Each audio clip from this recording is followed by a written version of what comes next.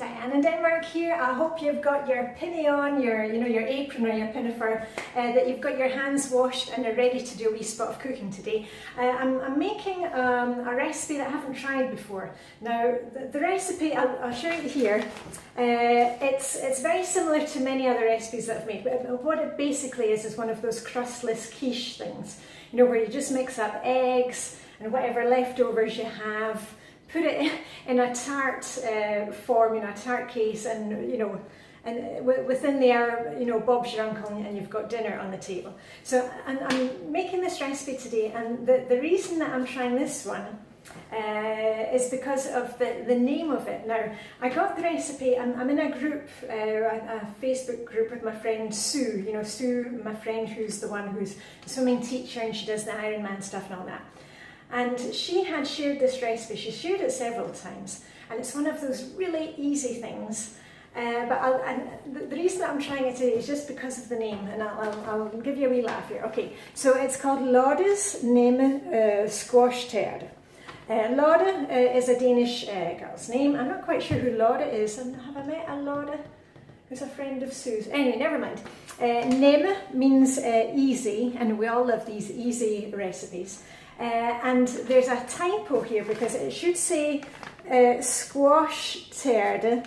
Tærte means tart, but it's the A has been dropped out after the U. So if you pronounce in Danish, it would be squshtærte. And you know me, I love to my skoosh, when I'm cleaning windows. So I thought I'm going to go ahead and try this recipe today. As I said, it's very similar to ones that I've already had. And for those of you who've been cooking for years, you'll know this type of thing. But anyway, I thought it was quite fun to go along with it. Also because Wednesday is, in Flylady land, is clean out your refrigerator. You're not pulling everything out, but just checking what's in there. Any science projects, they go out, just wipe off the shelf, move things to the side and see what's hiding there.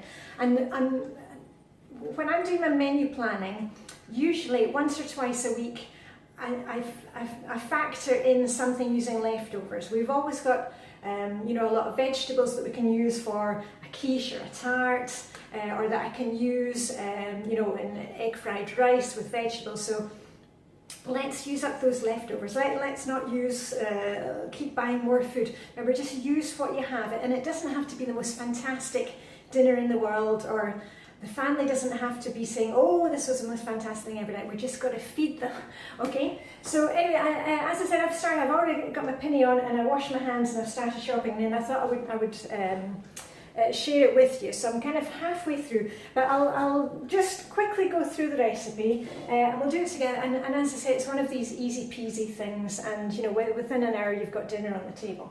So according to Lode, it's 500 to 600 grams of squash, or courgette, zucchini, or any mix of vegetables. Now I've got one squash here, and that wasn't quite enough, so I've also added up some wee broccoli florets that we've got. Remember, if you're using anything like carrot, make sure that you maybe grate it, or that it's already cooked. You could use, if you've got leftover cooked potatoes, anything can go in this. So that's the first thing that goes in, and all we're doing is we're putting everything into, hold on, let me move that out of the way, because I've already washed and chopped everything. Right, so that goes in the bowl, and remember this was a bowl that Vibeke was decluttering, a Margrethe skål. Okay, and then the next thing is a chopped onion, or onion powder. And for simplicity today, I'm just going to use some onion powder.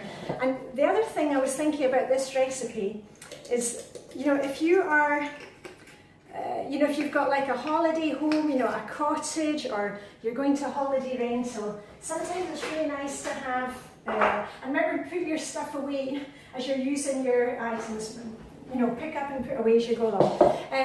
If you're going to somewhere like that, sometimes these recipes are really good where you can, go to the local shop, the local store where you're on holiday, and you can just buy a few things and easily make a dinner.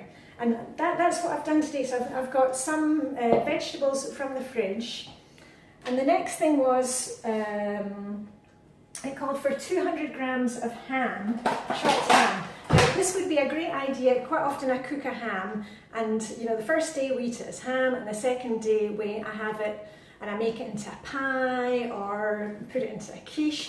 I'm not too keen on buying already chopped up ham from the supermarket, because sometimes you can get weird stuff in there. So what I've done today is just bought some already cooked chicken, and as I said, normally I would use leftovers, but we didn't have any leftovers to use up, so that's going in. Right, that's plastic recycling, straight in the bin. There we go. Okay, and the next thing is one packet, which is 200 grams of grated cheese. Again, normally I would just grate, I always keep cheddar in the fridge. And often if I grate too much cheese, what I do is I put it in a plastic bag and freeze it. And then you've got, you know, grated cheese ready to go. But again, I'm just using a bag from the supermarket to show you, you could just grab all these things from the supermarket and have a really easy dinner. So it was about 200 grams of cheese. And I'll put the recipe afterwards so you can see, I'll try and convert it into old-fashioned imperial measurements. Right, that can go into recycling as well. That's the plastic recycling.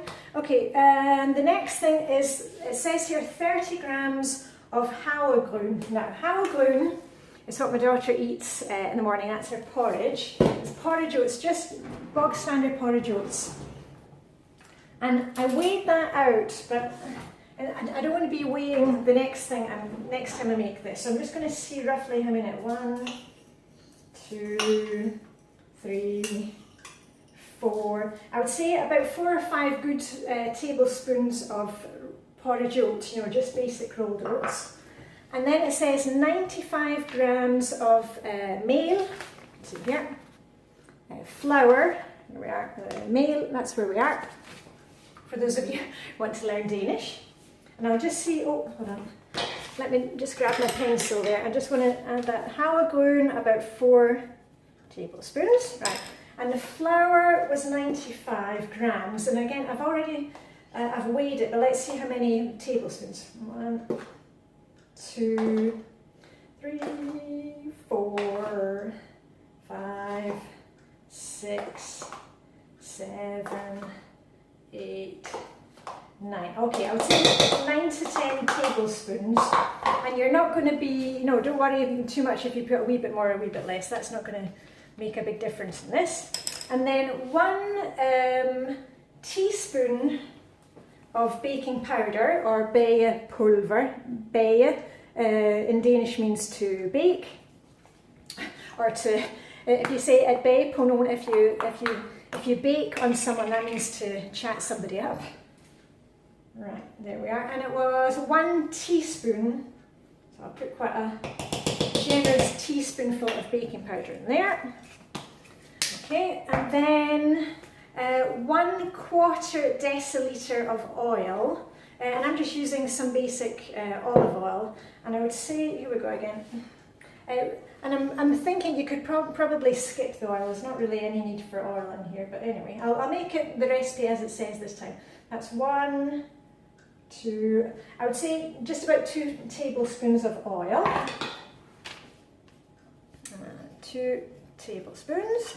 Okay, and the next thing are 3 eggs. I'm just going to pop those right in. So, 1,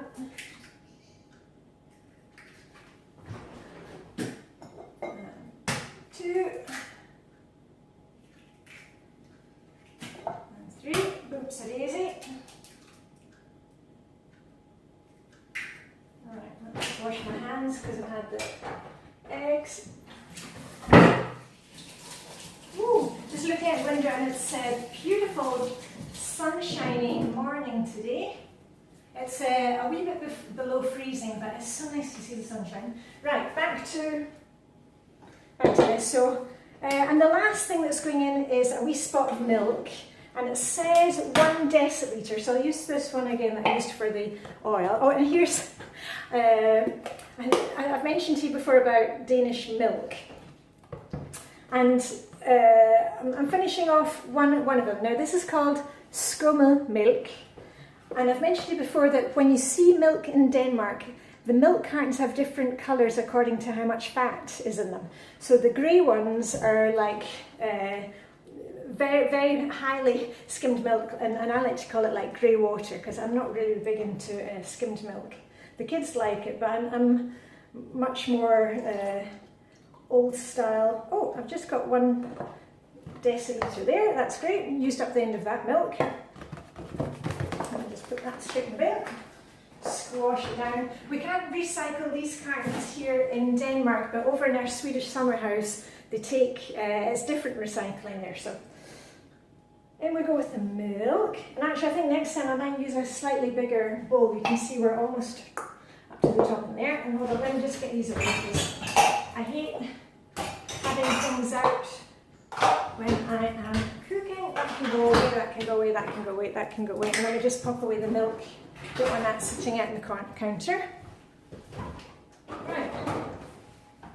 Okay. I'll put the rest of the ingredients away. These when the tart is in the oven. Right, and I'm just going to carefully, oh hold on, should I move down here? I'm just going to carefully mix it together. And it doesn't seem like there's much liquid in here, but I suppose I'm thinking that probably the cheese will kind of mush down. Yeah, and I think next time I would use a bigger bowl because there's a lot in here. It smells quite good. Right, let me give you a wee look before I put it into the tart case. Okay, I think that'll do. Boop. There we go. Looks quite nice. And as I said, just use any kind of combination that you've got. Right. Okay, hold on a minute, let me just get my tart case. Right, I've moved the camera down a wee bit. I've got my tart case, and the recipe says det hele røres sammen i en skål og puttes i en små tærteform og bages ved 175 grader varmluft i circa 45 minutter, which means mix everything together and put it in a greased tart case. And it's to be baked for 175 degrees, which is, fan assisted, for about 45 minutes. Now, I never put things straight into a tart case. I always use baking paper because it makes cleanup so much easier. And thank you to Lucy, my wee pal Lucy, who gave me the tip that if you scrunch up your baking paper before you put it in, you can really get it down into the nooks and crannies of your tart case. And if anybody asks about the tart case size, I've taken out the measuring tape. I've got a basic standard one from IKEA. It's about 10-11 inches, about 28 centimetres. So, I mean, just, if you've been baking before, you know this. You just kind of eyeball it. If it seems that it's going to be too big for your tart form, use a bigger dish. Some kind of casserole dish. It doesn't have to be round, remember? Right, okay, I'm going to just put everything in. And I'm thinking it does look kind of a bit thicker than what I would usually do, but I'm going to follow the recipe as is. Hold on, I'll do it over here. I'm going to follow the recipe as is, and then next time I can adjust and, but anyway, we'll see. I'm thinking at the moment I might need to add more milk next time, but anyway, let's see. Ooh, that looks interesting. It's funny, in Danish, the Danes, they'll quite often say, oh, det er spændende, which means, oh, that's exciting, but it can kind of be negative or positive. So anyway, I'm just kind of smooshing it down a bit. There we are. Ooh. Yeah, it doesn't look, I have to say, it doesn't look like the kind of crustless quiches that I've made before, but there we are. There we are. It's almost kind of too big for the case, but anyway, we'll see. Right, and I'm going to put that to do a quick pooper while it's cooking, and this is going to go into the oven for 45 minutes. And when I'm trying a new dish, I usually check, you know, I'll cook it for 30 minutes and check, and then keep adding 5 minutes after that, because of course it will depend on your oven, whether you've got fan assisted or not fan assisted. It says 175, which is Celsius, which will be 350 Fahrenheit. So anyway, let me get this in, let me get cleared up, and I shall be back with a final reveal. Woohoo! Okay, see you soon. Okay, I don't know if you can hear that, but the oven is still going. I've taken out just to show you. This is at the 30-minute mark, and it's already looking really scrummy yummy, but I think it's a wee bit squishy, so I'm going to leave it for the... I'm going to check it again after 5 minutes. The recipe said around 45 minutes, so this is 30 minutes, and let's see how it is in another 5. Right, and here we are after, this is actually a full 45 minutes, and I have to say, it looks absolutely fantastic. It's not kind of runny now, or wobbly. And what I think I'm going to do now is I'm going to leave it to kind of cool down for about 15 minutes, and then I shall cut into it so you can see exactly what it's like. But it also smells delicious. But I wasn't really expecting that, because I used quite a mild cheese, just a mild mozzarella cheese. And I think it'd also be fantastic with cheddar. But anyway, let me let it cool down. And actually what I thought I'm going to do while this is cooling down is I'll go off and do my 7-minute workout. Go me. Okay, see you soon. Whew, okay, I've done my 7-minute workout, got my my scarf back on and my jumper. Remember, when you're doing that little 7-minute workout, you don't need to change your clothes. Normally I'll just take off my jumper and, you know, any jewellery I've got, and loosen my belt. Anyway, I just had a big glass of water, but go me, did it. Anyway, here is our finished quiche. Woo, go us. And let me just show you, just take a plate, so you can see how nicely it comes up when it's cooked. So I've sliced one here, there we go. And you can see it looks quite squishy, you know, because of the courgette squash, zucchinis in there, or squshtærte, as it said on the recipe. I'm going to try a wee bit of it, but don't worry, I won't eat in front of you, because I hate watching other people eat. I'm just taking a wee slice here. There we are. Hold on, let me just grab a wee fork. Here, I'm just going to have a quick bite of it just now. You lot can amuse yourselves while I'm eating. I'll just go behind you.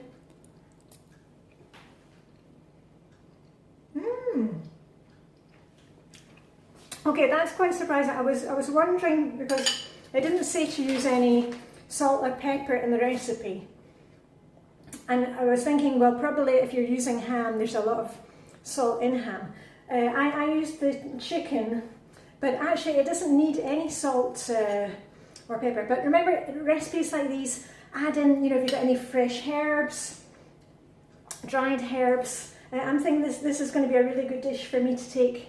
Hold on, as I said, I was going to eat in front of you. I'm thinking this is going to be a really good dish to take when I go to one of our close swap parties, and we'll bring something with us. And I wouldn't put any meat in it, because a lot of the ladies at the close swap party, they're vegetarian or vegan. So, and I think that would taste delicious actually without any meat in it, whatever. So if you're looking to do a few more things, non-meat dishes, we try and eat non-meat dishes once or twice a week, or if we can fit it in. And also, this is a great way to use up anything that needs using up in your fridge, or maybe you've got a bag of frozen veggies. You know, just use what you have. So anyway, I'm going to get out of here, because my son hasn't had his breakfast yet. You know, it's the holidays for us. So anyway, all I've got left to say is live long and prosper. Have a fabulous day, and I shall see you probably on Friday. Remember, moving forward, I'm probably only doing 3 videos a week, Monday, Wednesday and Friday. Anyway, have a fantastic day, and I shall see you very soon. Okay, bye for now.